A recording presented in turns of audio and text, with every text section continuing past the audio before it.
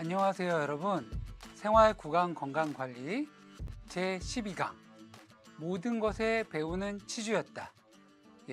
여러분은 오늘로써 12번째 강의를 듣게 되는 거고요. 저랑은 오늘이 5번의 만남 중에 3번째 만남인데요. 벌써 좀 익숙해지셨나요? 오늘도 강의를 맡은 공인수입니다.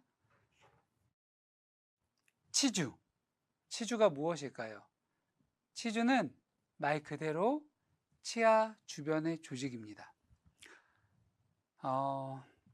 지난번에 그러니까 저희 옛날 기억해 볼게요. 저랑 한 첫 번째 수업에는 치아 교정에 대한 걸 배웠고요. 두 번째 수업에는 우리가 사실은 치과 치료하면 생각하는 치아에 있는 충치, 치아 우식증이라고 하죠. 치아 우식증에 대한 여러 가지. 그래서 치과 치료 어디까지 배워봤니? 이렇게 하면서 보철 치료 어디까지 배워봤니? 하면서 했고요. 자, 사실 치과에서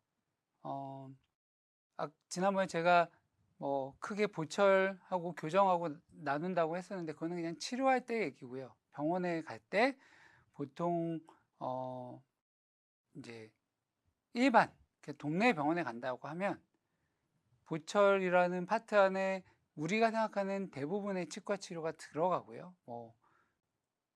이가 썩어서 가거나 잇몸병이 나거나 얘네들이 다 연관이 됐기 때문에 잇몸 치료하면서 중치 치료하고 또 그게 더 심하면은 이를 빼겠죠. 그건 이제 구강외과 파트라서 사실은. 그리고 신경 치료하는 거는 보존과 파트고요. 이런 것들이 그냥 한 번에 같이 이루어지고요. 그게 아니면 교정. 교정은 약간 파트가 틀려서 제가 보철과 교정이라고 크게 나눴지만 사실 치아만 그 구강내를 보면 우리는 잇몸과 이 그렇겠죠. 치주와 치아로 나눌 수가 있습니다. 그래서 지난번에 했던 거는 치아, 이번에는 치주. 이렇게 하면 우리가 구강 내에서 볼 수 있는 커다란 그 양대 산맥을 본다고 생각하시면 되세요. 그러면 치주, 잇몸 이거는 무엇이 중요할까요? 오늘의 수업은 딱 두 가지만 기억하시면 사실 됩니다. 우리가 앞으로 치주를 위해서 딱 두 가지. 뭐가 필요할까요? 첫 번째는 여러분 아시는 걸 텐데요. 우리가 잇몸에서 제일 중요한 것 중에 한 가지. 스케일링. 치석 제거입니다. 그러면 우리가 잇몸을 위해 제가 지금 말씀드린 두 가지 중에 두 번째 거는 무엇일까요? 치석 제거를 안 할 수도 있게 하는. 생각해 보셨나요? 가장 간단한 거 또는 여러분이 벌써 오늘 한번 했을 수 있는 것. 이슬질입니다. 아셨나요? 저희 오늘 강의는 이 두 가지만 기억하시면 됩니다. 스케일링, 이솔질. 이 두 가지만 내 잇몸을 위해 또는 우리 부모님 잇몸을 위해 내가 사랑하는 사람의 구강 건강을 위해 이 두 가지 스케일링하고 이솔질, 칫솔질 이거 두 가지만 기억하시면 사실 오늘 수업은 안 해도 됩니다. 하지만 안 할 수 없으니까 자 지금부터 또 한번 재미있게 해볼까요? 자 이제 치아에 대해서 하나씩 알아보도록 하겠습니다. 지난번에 그 치아 우식증이 진행되는 단계에서 제가 치아 모양을 보면서 치아 모형에 대해 설명드렸던 거 혹시 기억나시나요? 생각 한번 떠올려 보시고 아니면 복습해 보셔도 좋아요. 자, 치아를 보면 기억하시는지 모르겠지만 제일 치아의 겉면은 에나멜, 범랑지라고 말씀드렸죠. 가장 단단한 부위고 충치가 제일 처음 진행되는 부위가 있다고 말씀드렸어요. 그리고 그 바로 안쪽에는 좀 더 소프트한 덴틴이 있다고 말씀드렸고요. 그리고 그 밑으로는 신경, 펄프가 있고요. 펄프, 루트, 캐날, 뭐 사실 신경의 간 부분인데요. 그리고 이제 루트가 있겠죠. 루트 캐날이 있겠죠. 그 루트 부분의 바깥쪽은 시멘텀이라고 해서 사실은 여기까지는 덴틴, 여기서부터는 시멘텀 이렇게 생각하시면 되고요. 이렇게 치아 조직은 이루어져 있어요. 그러면 치아를 둘러싼 부위는 어디일까요? 검이라고도 하고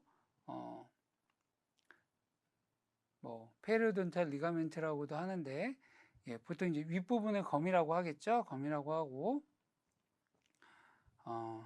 밑에 이 페리오돈탈 리가멘트는 바로 치아와 뼈가 연결된 지난번에 제가 말씀드렸던 그 치아의 쿠션 역할하는 부위 거기가 이제 페리오돈탈 리가멘트 그래서 보통 제가 PDL이라고 얘기를 합니다. 그리고 이제 검은 보통 이제 검이라고도 하고 그냥 징지바라고도 저희가 얘기를 하고요. 그래서 이 부분을 저희가 이제 보이는 잇몸이고 여기는 치주인대라고 얘기를 합니다. 오늘 우리가 관심을 가질 부위는 바로 여기 검 하고 PD에 있는 부위, 이 바깥 부위. 그러니까 이 부위이기 때문에 이 부위를 치아 주위 조직, 치주 조직이라고 합니다. 자, 여기에 병이 들면 염증이 생기면 뭐라고 하죠? 치아 주변 조직에 염증이 생겼기 때문에 치주병이라고 보통 제가 얘기합니다. 이 치주병은 단순히 이에만 영향을 미치는 게 아니고요. 전신 건강에도 영향을 미치게 됩니다. 치주병이 생기면 전신 건강이 좋지 않고요. 반대로 전신 건강이 좋지 않은 경우에도 치주병하고 만성질환하고도 치주병이 영향을 많이 줍니다.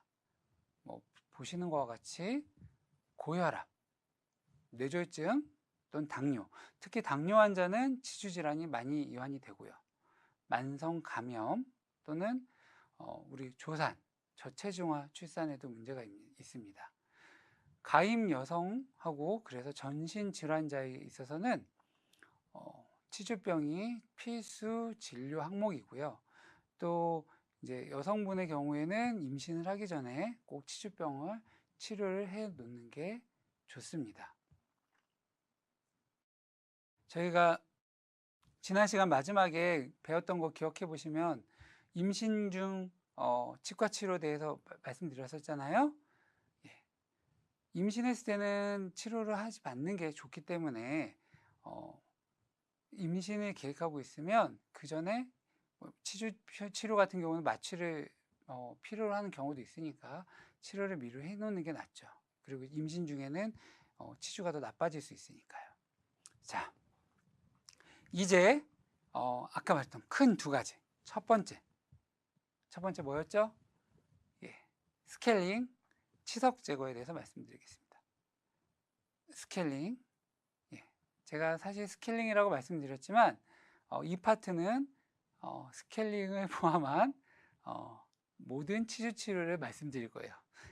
지금 속았다 생각하실 수 있는데요. 사실은 스케일링에서 시작해서 치주 치료가 점점점 심화되는 거거든요. 그래서 사실 스케일링만 잘 받아도 더 심화된 치료를 안 받으실 수도 있고요. 혹시 지금 이 강의를 듣고 있는 학생들 중에 난 스케일링을 한 번도 안 받아봤는데 난 너무 건강한데?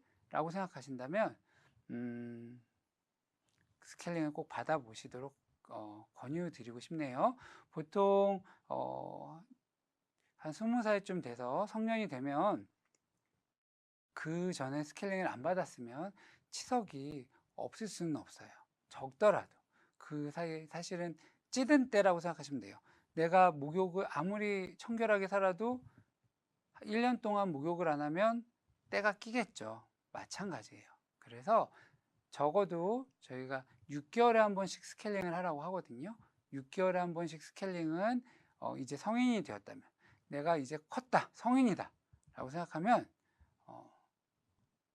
특권이자 의무라고 생각합니다. 그래서 이 나라에서 보험으로 커버하는 것도, 나라에서 의료보험이 뭐 아무거나 해주진 않잖아요.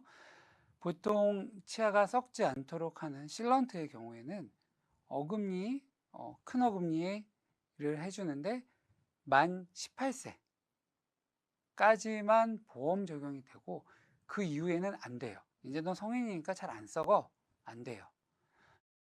반대로 스케일링은 어린아이들은 보험이 안 돼요. 반대로 성인들만 1년에 한 번씩 연일에 보험 적용이 되고요. 사실 잇몸이 안 좋은 경우에는 연일에 보험 적용 말고도 치주 치료 전 단계를 위한 스케일링은 또 보험 적용이 되니까 어쨌든 뭐 보험이 중요한 게 아니라 성인이 되면 나라에서도 스케일링을 하라고 한다. 보험 적용을 시켜준다. 그러니 나는 성인이 되었다면 당연히 스케일링을 받아야 된다. 이렇게 생각하시면 됩니다. 자, 스케일링은 어떻게 하는지 아시죠? 보여드릴게요. 치석 제거, 스케일링은 사실은 스케일링은 잇몸 치료의 한 파트이긴 해요. 그러니까 잇몸 치료의 큰 파트 안에 첫 단계가 스케일링, 두 번째 단계가 루트 플래닝, 세 번째 단계가 큐렛, 네 번째 단계가 플랩 서저리. 예, 막 지금 뭐 막 외우려고 적거나 이럴 필요 없으세요. 뒤에 나오니까요. 자, 보통 스케일링, 루트 플래닝, 큐렛, 플랩 서저리 이렇게 가는데 그게 통틀어 잇몸 치료긴 한데 우리가 스케일링은 워낙 그냥 잘 알고 있으니까 보통 치석 제거 그리고 잇몸 치료라고 말씀을 드려요. 치석 제거는 이렇게 잇몸이 붓고 치석이 많이 있을 경우에 울트라 스케일러로 잇몸 부위에 치석을 제거할 때 이제 치석 제거를 저희가 말씀드리고요. 핸드 스케일러를 쓸 수도 있는데 마취를 하고 잇몸 안쪽에 더 깊은 염증을 제거할 때 이제 저희가 루트 플래닝 또는 큐렛이라고 말씀을 드립니다. 그리고 그보다 더 안 좋은 경우에는 잇몸 제거에 메스로 열어서 안에 염증을 제거하고 다시 꼬매는데 플랩 서저리라고 합니다. 자, 치주질환. 치주질환이란 무엇일까요? 앞에서 제가 이미 시작할 때 다 말씀드렸죠. 치아를 받치고 있는 치은과 치주인대 및 그 골조직, 그러니까 치아 주위, 페리오돈탈, 예, 그 치아의 주변 조직에 있는 병을 치주질환이라고 합니다. 그러면 오늘 우리가 이 시간에는 치주질환의 정의, 그리고 증상, 원인, 또 관련 기관, 신체 기관, 진단, 검사, 치료, 그리고 그 경과와 합병증, 예방 방법과 생활 가이드까지 한번 쭉 알아보도록 하겠습니다. 오늘 강의를 듣고 나면 오늘 일을 안 닫고 자는 학생은 한 명도 없을 거예요. 예. 자, 그리고 아마 휴가 나가거나 집으로 돌아갔을 때 부모님이나 가족들한테 저녁에 이 좀 잘 닦으라고 잔소리를 하게 될 수도 있습니다. 예. 자, 정의부터 볼게요. 정의. 치주질환은 우리가 어른들은 흔히 풍치라고도 합니다. 풍치가 뭐죠? 이에 바람이 들었다. 예전에 말씀 그렇게 하셨죠. 왜 바람이 들었다고 얘기하냐면은 이제 치주질환이 생기면 이가 쉽게 말하면 흔들흔들 하겠죠. 잇몸에 염증이 생겨서 이가 흔들흔들 하니까 그거를 이에 바람이 들었다고 말씀을 많이 하셨습니다. 예전에 분들은요. 보통은 이 치주 질환은 치은염 그리고 치주염으로 나눕니다. 뭐 여기까지는 치은염, 여기부터는 치주염이 이렇게 뭐 경계가 확실한 건 아니지만 보통 저희가 이제 징지바이티스 또는 페리오돈탈티스 이렇게 나누는데요. 치은염은 비교적 가볍고 쉽게 말하면 치은 바깥쪽에 살짝 염증이 있는 상태입니다. 바깥 연조직에만 국한되어 있는 상태고요. 치주염은 페리오돈타이티스잖아요. 말 그대로 염증이 그 잇몸뿐만 아니라 그 아래에 있는 잇몸뼈 주변까지도 다 많이 진행이 된 경우를 말합니다. 자, 한번 그림으로 볼까요? 건강한 치아는 이렇게 치조골 상태도 좋고 잇몸도 치아의 뿌리 부분에 잘 달라붙어 있습니다. 하지만 치주 질환에 이완되면 플렉, 우리가 지난 시간에도 배웠죠. 플렉이 치아에 붙어 있으면 어떻게 되죠? 산내 부식이 되면서 치아가 삭기 시작하죠. 그러면 충치로 진행이 된다고 말씀드렸잖아요. 뿐만 아니라 치아는 삭아서 치아 우식증이 진행되지만 잇몸에는 치석이 생기면은 잇몸뼈가 염증이 생기면서 잇몸뼈가 파괴가 됩니다. 그래서 입 냄새도 날 거고요. 염증이 생기니까 부었으니까 만지면 통증도 있겠죠. 고름이 차기도 하고요. 잇몸이 나빠지면은 이가 흔들흔들하니까 치아가 위치가 바뀔 수도 있어요. 결국에는 이가 흔들흔들하다가 마지막에는 빠지는 경우도 생깁니다. 잇몸이 점점 없어지니까 치아 사이사이에 공간도 드러날 거고요. 그래서 말씀드린 대로 잇몸이 너무 안 좋으시면 저희가 혹시 기억하시는지 모르겠지만 오늘 다시 한번 보여드릴 거예요. 예전에 교정 저희가 10강에서 보여드렸던 케이스 중에 한 분을 보여드릴 거예요. 반가우실 수도 있어요. 예. 잇몸이 안 좋으면 치아를 붙잡고 있는 땅이 안 좋기 때문에 보통 저희가 입술이 누르는 힘보다 혀가 미는 힘이 2배 정도 세다고 봐요. 거기다가 치아들은 앞으로 힘을 받고 있기 때문에 잇몸이 계속 안 좋으시면 결국에는 이가 이렇게 벌어지면서 앞으로 이렇게 솟게 돼요. 좀 이따 그 케이스를 보여드릴게요. 자, 치주 질환의 정의. 치은과 치아 사이에 V자 모양의 흠이 있죠. 이 홈, 이 홈의 잇몸선 아래 부분을 세균이 공격해서 치주인대와 인접 조직을 손상시키는 것을 치주 질환이라고 합니다. 많이 진행이 되면 치주낭이라고 하죠. 페리오돈탈 포켓이라고 해서 치아와 그러니까 치아와 잇몸이 이렇게 붙어 있다가 이 붙어 있는 부위가 이렇게 주머니가 깊어지는 거예요. 잇몸병이 심할수록 깊어지겠죠. 깊어진 만큼 이는 흔들릴 거고요. 그러면서 염증이 생기고 뼈가 녹게 됩니다. 그러면 이런 치주 질환의 증상은 어떻게 될까요? 증상은 첫 번째, 잇몸에 염증이 생겨요. 잇몸이 빨갛게 붓고 또 피가 날 수 있습니다. 또 초기에는 이소이젠만 어느 정도 해도 회복이 가능한데요. 이 말했죠. 치은염일 때는 회복이 가능한데 치주염까지 진행이 되면 냄새도 많이 나고요. 그 포켓 안에 막 음식 찌꺼기도 들어가고 세균도 들어가고 곰고 하니까 결국에 치아와 잇몸 사이에 고름이 나오고 씹을 때 불편할 수 있어요.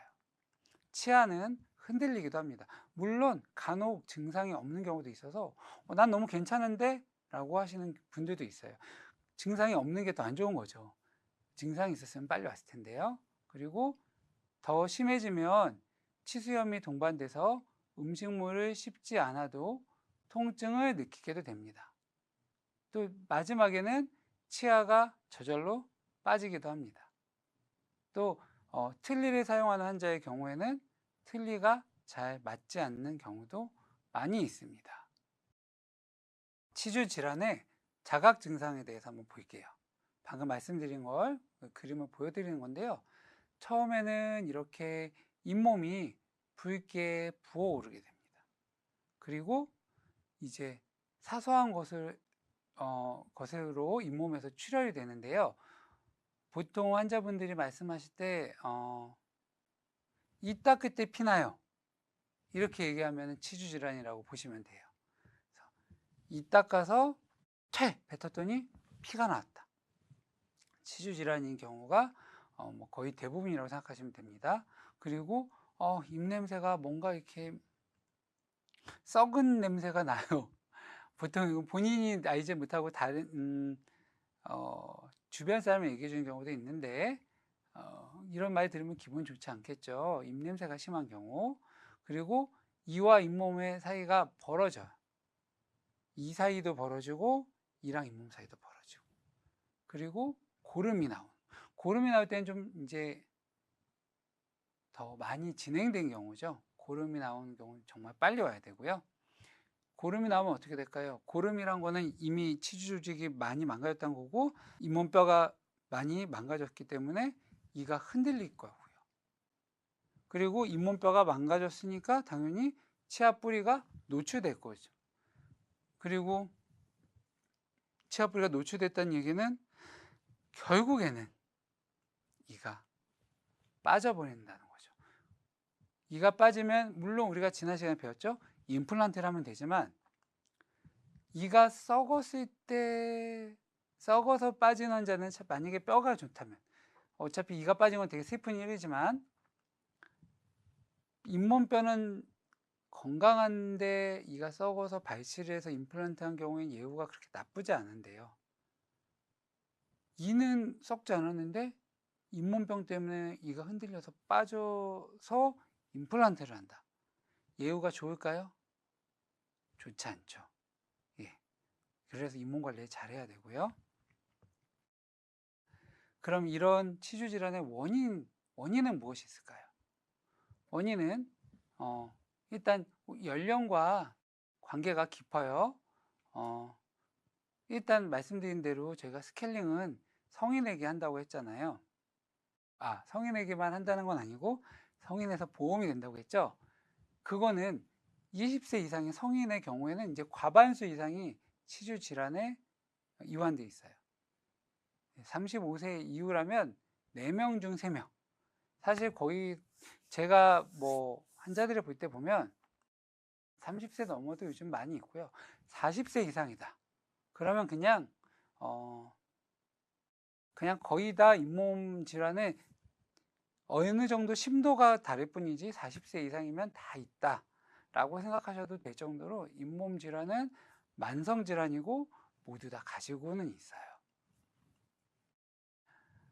그러니까 40세가 넘어가면 당연히 스케일링은 6개월마다 하셔야 되고요. 그렇게만 해도 건강하게 잇몸을 관리할 수가 있겠죠. 자, 치주 질환의 직접적인 원인은 뭘까요? 아까 앞에서 봤죠? 치아에 지속적으로 형성되는 플렉이라는 세균이 원인이 될 거고요. 이 플렉이 끈적끈적하고 무색인데 이게 제거가 되지 않고 단단하게 쌓이고 음식물 찌꺼기도 쌓이고 세균도 같이 쌓이면 그게 이제 돌처럼 굳어지니까 치석이라고 하죠. 이 플렉이랑 치석, 칼큘러스가 쌓이면 사이가 좋았던 이랑 잇몸이 그 사이에 플렉과 치석이 쌓이면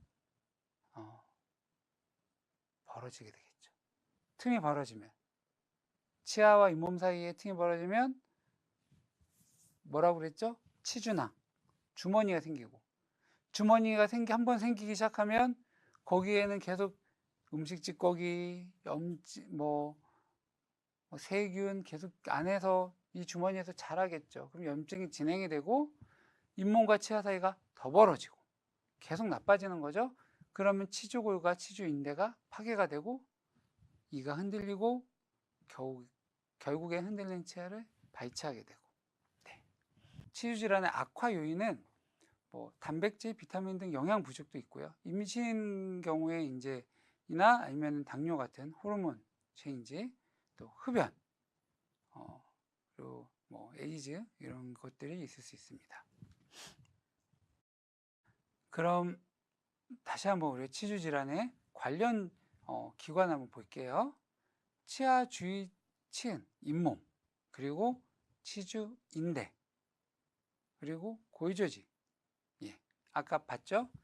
치아의 주변 치은, 제일 윗부분, 우리의 제일 윗부분, 그리고 치아와 연결이 있는 치아와 뼈와 사이에 있는 치주인대, PDL, 그리고 치아를 잡아주는 뼈, 골조직. 이렇게 연결이 되어 있습니다. 자, 방금 말씀드린 거를 가슴의 색이라고 하면 머리에 넣고, 자, 이제 제가 사진으로 치주 질환이 어떤 건지 보여드릴게요. 자, 치주 질환에 이완된 환자분의 모습입니다. 보시면 하얗게 있는 데까지가 사실 우리가 알고 있는 정상적인 치아에 보여줘야 되는 위치고요. 그 나머지는 뭘까요? 뿌리죠. 예, 뿌리가 다 드러났고 아까 배운 대로 잇몸도 뭔가 부어있고 앞에는 나쁘다 못해서 이제 발치하셨죠. 예, 여기에는 치석이 아직도 가득 붙어 있습니다. 이 환자분도 마찬가지인데요. 치아 뿌리가 완전히 드러나 있고요. 네. 아래에도 치아 뿌리가 드러나 있고 치석과 착색, 예, 여기도 치아가 막 흔들흔들해서 바깥으로 나가 있죠. 거의 비슷한 환자입니다. 잇몸이 지금 부어 있는 게 보이죠? 보통 건강한 잇몸은 이랑 이 사이가 뾰족 이렇게 쏙 들어가 있어요. 만약 거울 있으면 한번 이렇게 해서 자기 잇몸을 보세요. 이랑 이 사이 잇몸이 뾰족하게 쏙 들어가 있으면 건강한 잇몸이라고 볼 수 있고요. 여기처럼 이렇게 둥글둥글하게 부어있다, 동글동글 부어있다는 거는 이만큼 염증이 심하게 많이 있다는 뜻이에요.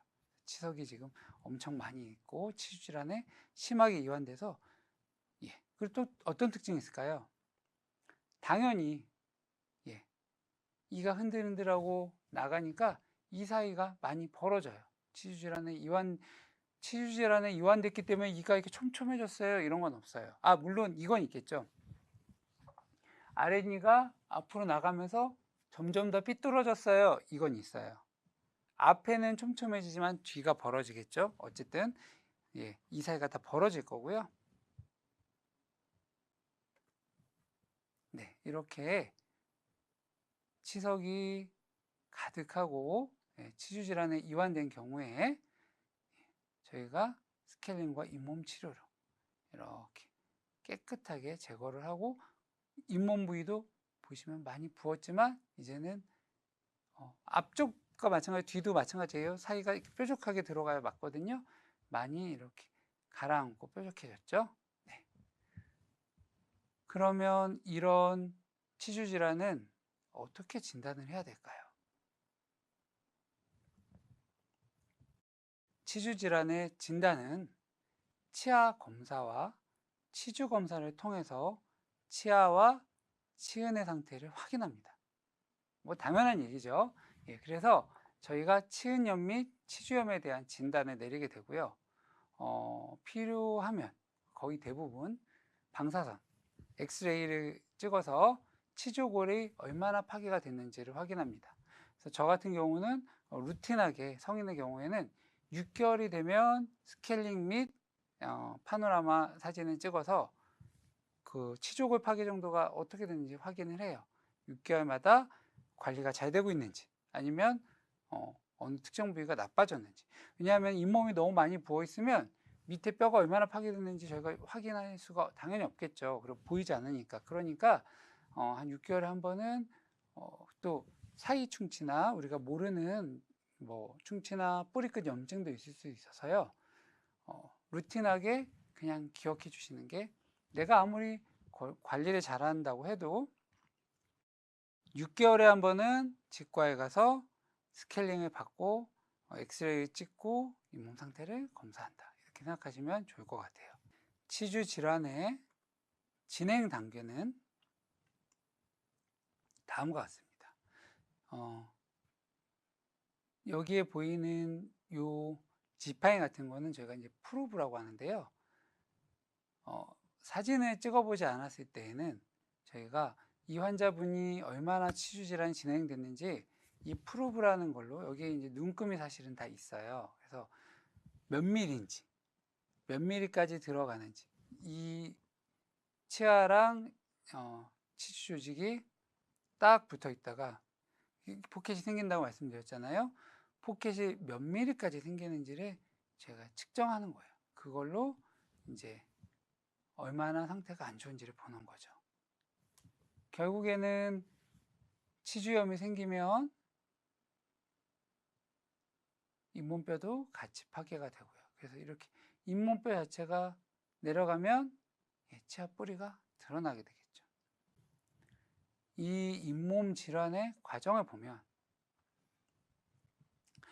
처음 건강한 상태의 잇몸은 이렇게 뿌리와 잇몸이 잘 달라붙어 있습니다.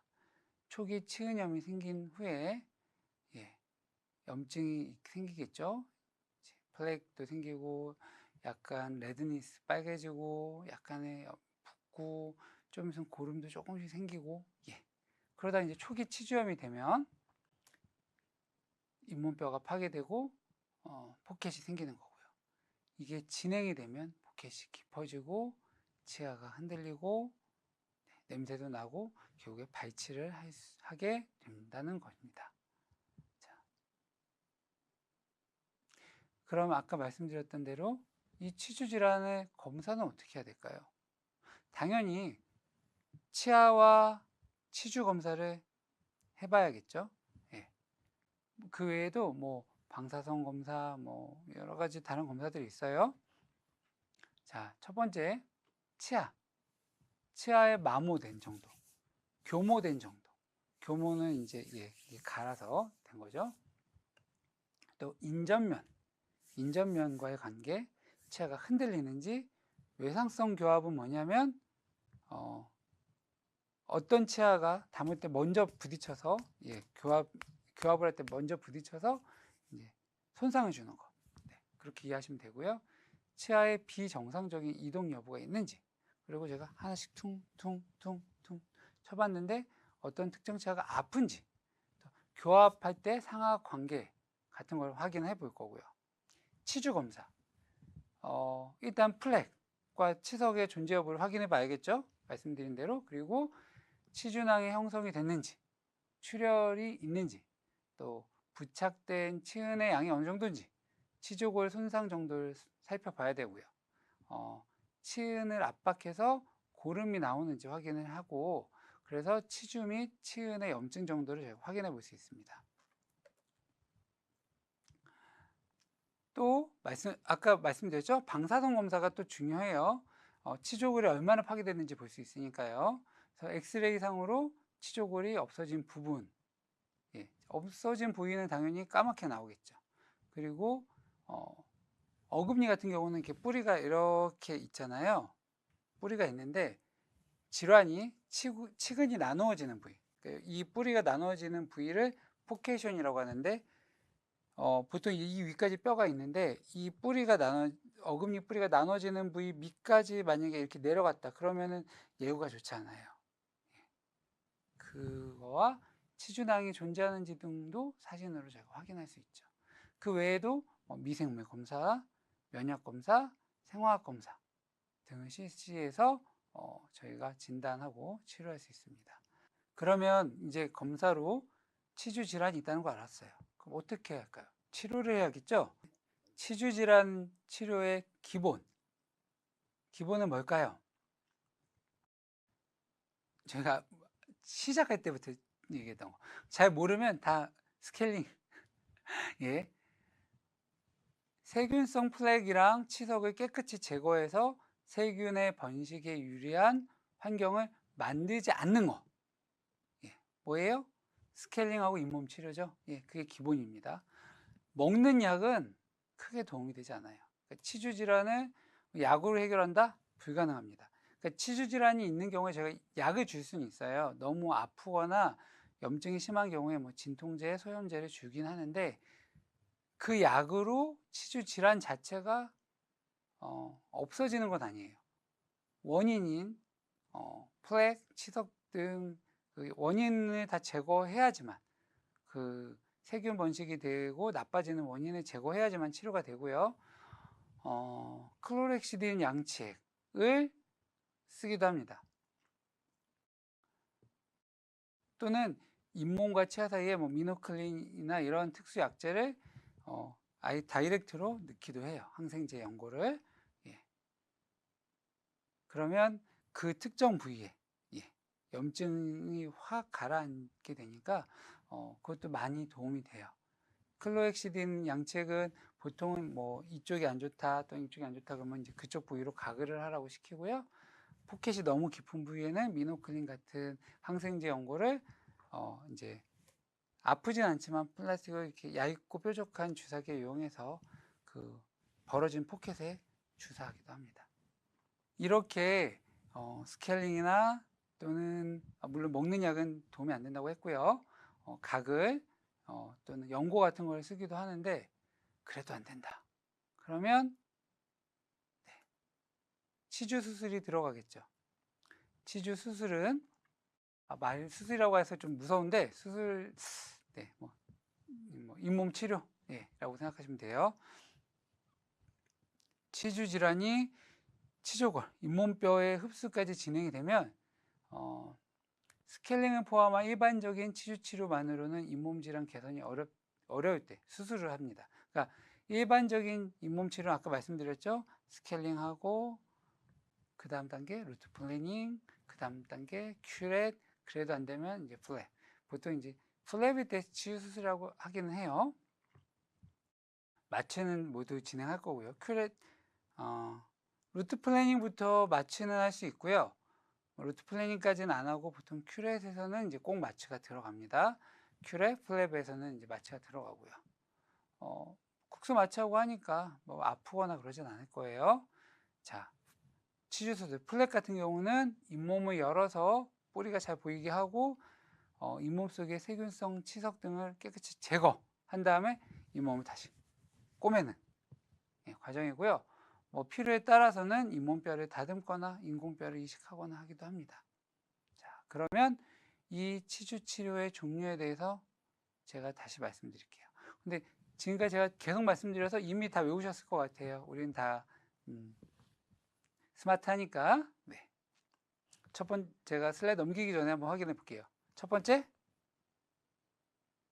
스케일링. 두 번째,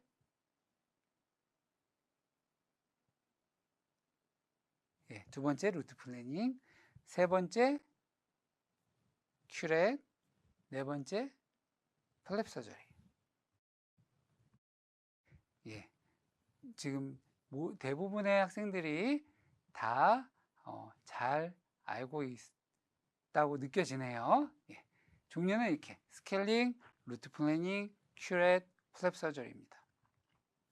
각각에 대해서 다시 한번 뭐 알고 계시겠지만 설명드릴게요. 스케일링.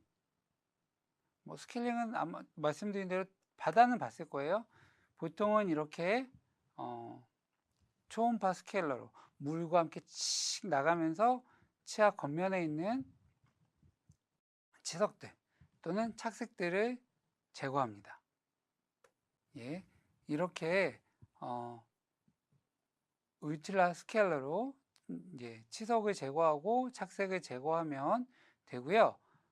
예, 제거하기 전에 상태, 그리고 이거는 제거한 후의 상태. 훨씬 깨끗하죠.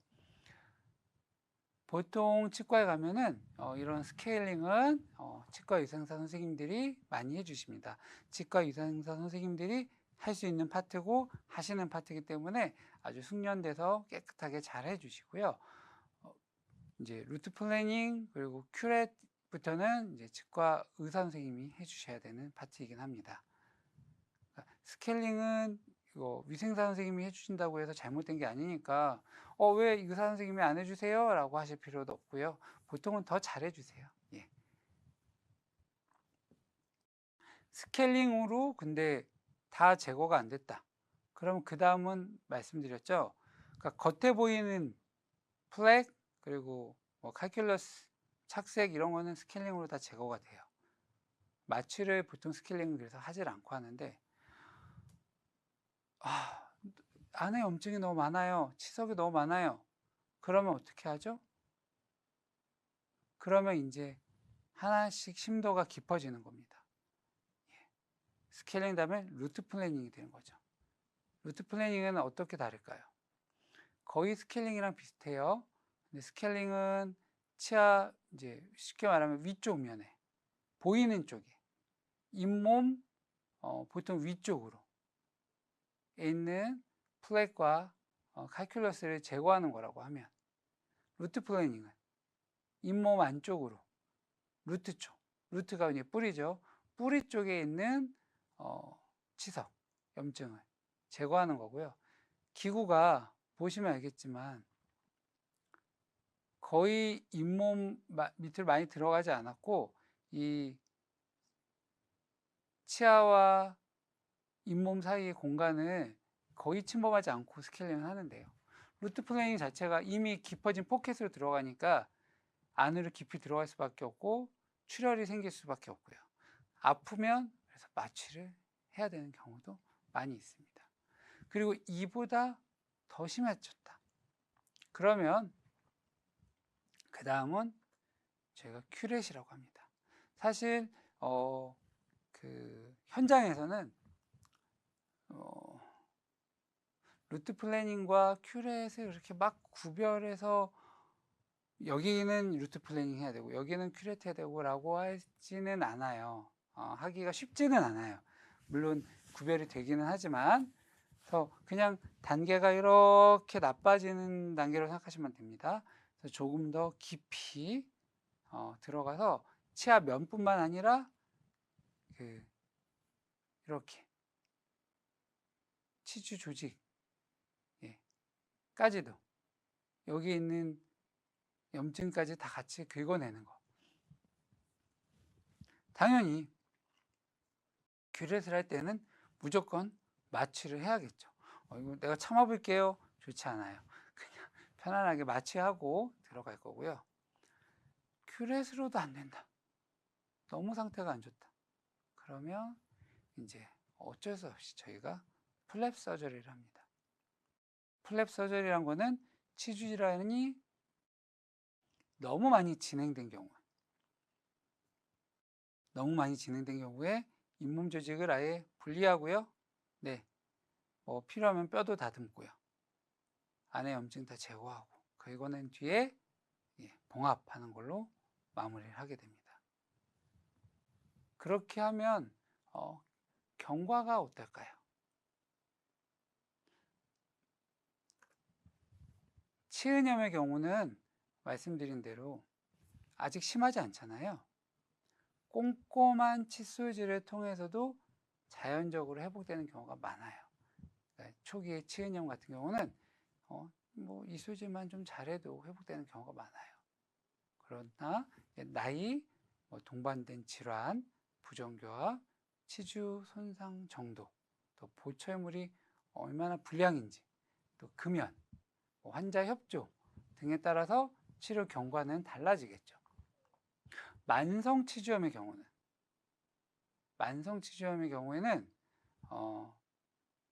30, 40대에 발생한 경우는 진행이 빠르지도 않고요. 어떻게 보면 뭐 치료하면은 경과가 좋아요.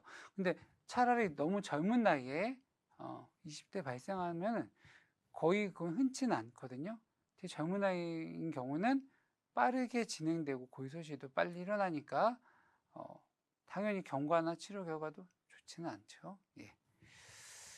자, 환자 케이스를 한번 이제 볼까요? 좀 지루해지기 시작했을 테니까. 치주 질환에 이완된 환자입니다. 보이시죠? 치석이 가득하여서 잇몸 바깥 밑에까지 내려왔고요. 당연히 잇몸뼈도 여기까지 내려갔으니 치아 뿌리가 이만큼 드러났겠죠. 여기도. 다른 부위도 마찬가지입니다. 다 뿌리가 내려갔고 치아 뿌리가 많이 보입니다. 상태가 많이 좋지 않죠? 안쪽에 봤더니 이 사이사이 잇몸이 다 부어 있고요. 이도 벌어져 있고 잇몸이 다 부어 있습니다. 본인을 생각했을 때 치석이 제일 많이 생기는 부위가 어디일까요? 치석이 제일 많이 생기는 부위는 아랫니의 안쪽입니다. 그래서 강의가 끝나고 아마 학생분들도 그래서 아랫니 안쪽을 보세요. 만약에 여기가 너무 깨끗하다. 근데 뭐 본인이 보기가 쉽진 않아요.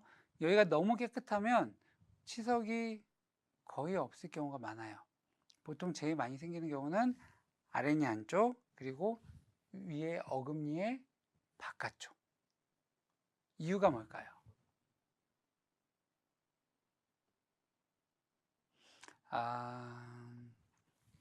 지금 실시간으로 듣고 있지만 이게 현장 강의였으면은 뭔가 경품을 제가 해서 퀴즈를 낼 텐데,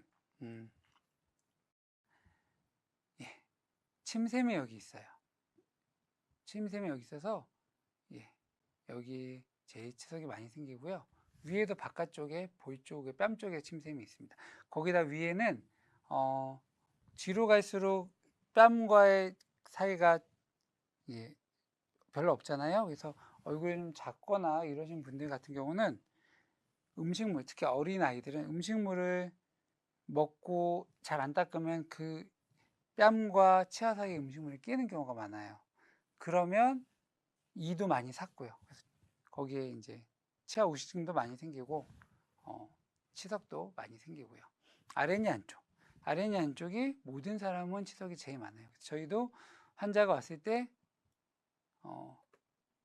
이렇게 치석이 어느 정도인가 그냥 볼 때 처음 확인한 데가 여기예요. 여기에 그냥 이렇게 그득하면 정말 많겠다. 그러고 보면은 이제 다른 부위도 어느 정도는 있어요. 여기가 항상 1등, 부동의 1위. 그래서 이 환자 아까 앞에 사진 본 것처럼 앞에도 치석이 있으면 뒤에가 쌓여서 앞에 있다고 생각하시면 되세요. 이분의 엑스레이를 보면 잇몸뼈가 이렇게 있어야 되는 잇몸뼈가 완전 훅 내려갔죠. 위가 썩기도 했지만 위에도 마찬가지고 잇몸 질환이 있으면 잇몸뼈가 이렇게 나빠져요. 내려가요. 그러면 이분은 어떻게 할까요? 뭐 치료해야죠. 치석 제거하고 큐렛도 하고 치석 제거하고 루트 플래닝도 하고 큐렛도 하고 필요한 부위는 다시 플랩까지. 어떠세요? 훨씬 깨끗해졌죠? 혹시 앞에 슬라이드 기억나시나요? 사이사이 잇몸도 이렇게 막 부어 있었는데 이제 잇몸도 훨씬 건강해져 보이죠? 안쪽 상태 볼게요. 안쪽 위에 안에는 사실 육안으로 딱 차이를 보기는 어려우실 수 있는데 많이 좋아졌죠? 자, 많이 좋아졌다고 보시면 많이 좋아졌어요. 그리고 대망의 아래.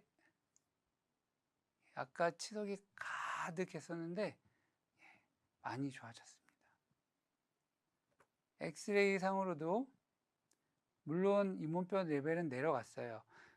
여기서 기억하셔야 될 게 잇몸 치료 스케일링을 했더니 나 이가 더 내려갔어요. 이렇게 얘기하시는 분들도 있어요. 그래서 오랜만에 스케일링을 했는데 나 이제 안 해요. 또는 저희가 뭐 환자분들이나 얘기할 때 스케일링을 하셔야 된다 이렇게 얘기했더니 저는 스케일링 안 해요. 왜요? 그랬더니 한 번 했는데 하고 나니까 이가 시리고 잇몸이 다 내려갔어요 라고 얘기하시는 경우가 있어요. 반은 맞고 반은 틀려요. 스케일링을 하는데요, 치아 뿌리가 드러나 있으면, 그러니까 잇몸이 나빠서 뿌리가 드러나 있으면 스케일러가 갔을 때 당연히 이가 시릴 수밖에 없어요. 당연하겠죠. 또 한 가지 우리가 배웠죠.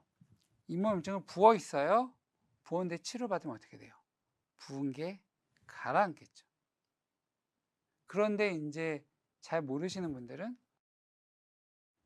부어 있을 때는 이랑 이 사이가 많이 안 떨어져 보이고 구멍도 안 나 보이는데 부은 게 가라앉으니까 이랑 이 사이가 떠 보이는 거예요. 나 스케일링 잘못했네. 스케일링 했더니 잇몸이 나빠졌네라고 생각하시는데 아니에요. 부은 잇몸이 그대로 놔두면 잇몸뼈가 계속 파괴돼서 잇몸도 그 상태에서 내려가지만 결국엔 이를 발치하게 되고요. 이미 안 좋은 상태, 잇몸뼈랑 그 잇몸은 항상 거의 같은 관계를 유지하거든요. 그 거리를. 이게 잇몸이 부으면 이렇게 되는 거지. 그러면은 이렇게 부었다가 염증이 제거되면 다시 같은 관계로. 그러면 지금 사진 이제 보여드리는 것처럼 3개월 동안 이제 유지가 된 거예요. 잇몸은 내려가 있죠. 이미 나빠졌기 때문에 치주가 중요한 이유는 내가 지금 조금 안 하고 나중에 여유 있고 시간이 있을 때 열심히 관리하면 돌아오냐? 아니에요. 꾸준하게. 그러니까 관리를 안 해서 나빠지고 끝. 거기서부터 관리하면 유지. 또 관리를 안 하면 또 나빠지고 끝. 그러니까 당연히 이렇게 유지를 해야겠죠. 네. 3개월 동안 아주 잘 유지된 상태입니다. 자, 그러면 이런 잇몸 질환 환자들도 교정을 하겠죠. 자, 치주 질환자의 교정을 볼게요. 아마 예전에 봤던, 예전이 아니라 얼마 전에 봤던 환자를 다시 볼 거예요. 반가운 얼굴인지 모르겠네요. 기억나시나요? 치주 질환에 이완돼 있었던 교정 환자.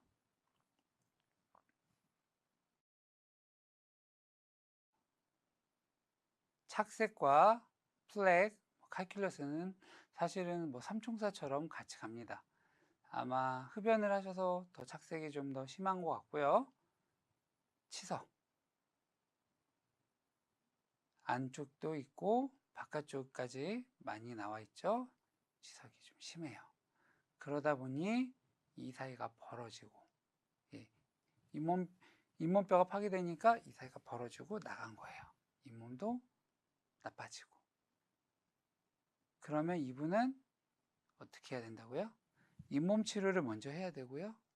교정을 하면서도 잇몸 치료를 계속하고, 교정이 끝난 후에도 계속 잇몸 치료를 주기적으로, 정기적으로 하면서 상태를 봐야 돼요. 교정이 끝난 상태. 지금은 벌어진 공간도 다 닫았고 치아도 깨끗한 상태입니다. 이런 치주 질환자의 교정을 보면 일단 잇몸 질환을 예방하기 위해서 가장 중요한 거는 뭘까요? 빨간색으로 되어 있죠? 양치질. 이건 사실은 뭐 치주 질환자의 교정뿐만 아니라 그냥 모든 치주 질환자, 더 나아가면 그냥 모든 사람, 모든 치과 환자, 제일 중요한 건 양치질입니다. 식사 후 또는 취침 전 양치질을 통해서 구강 내에 치태, 치석의 형태로 존재하는 세균을 없애야 되고요. 그 다음은 균형 잡힌 식사. 칫솔질은 하루에 2번 이상이라고 말했지만 사실은 뭐 식사하시면 3번 밥 먹으면 3번 이상 닦는 게 중요하겠죠. 그리고 치실과 치간 칫솔을 사용해서 치아 인전면을 깨끗이 해주시고요. 치과에서 정기적으로 정기 검진하고 스케일링 받는 게 중요하십니다. 생활은 당연히 금연이 필요하겠죠. 네. 그리고 당뇨병 같은 치주 질환을 악화시킬 수 있는 전신 질환에 대한 치료가 필요할 거고요. 보철물이 불량인 경우 무슨 말이냐면은 크라운을 씌웠는데 크라운이 너무 커요. 그러면 치아는 이렇게 뿌리가 있는데 크라운이 이렇게 크면 크라운과 치아 사이에 공간들이 생기겠죠. 그럼 거기에 음식 찌꺼기가 생기고 염증이 생기기 때문에 보철물이 불량인 경우에도 다시 제작을 해야 되고요. 당연히 올바른 칫솔질로 구강위생 상태를 개선해야 돼요. 또 치아 주위 조직의 뼈가 한번 녹으면 말씀드렸어요. 한 번 나빠지면 회복되지 않아요. 뼈가 녹기 전에 치료받아야 돼요. 잇몸에 생긴 질병은 지속적인 관리가 소홀해지면 언제든지 재발하기 쉽기 때문에 완치란 말이 없어요. 그냥 이거는 내과적인 평생 질환처럼, 질환이라고 말하기엔 좀 안타깝지만 평생 가져가니까 평생 관리하셔야 돼요. 잇몸 질환의 치료는 보통 6에서 1년 간격으로 치석 제거를 받으라고 하는데요. 저는 그냥 6개월마다. 왜냐하면 본인이 본인 상태 잘 모를 수 있어요. 그러니까 6개월마다는 스케일링을 한다.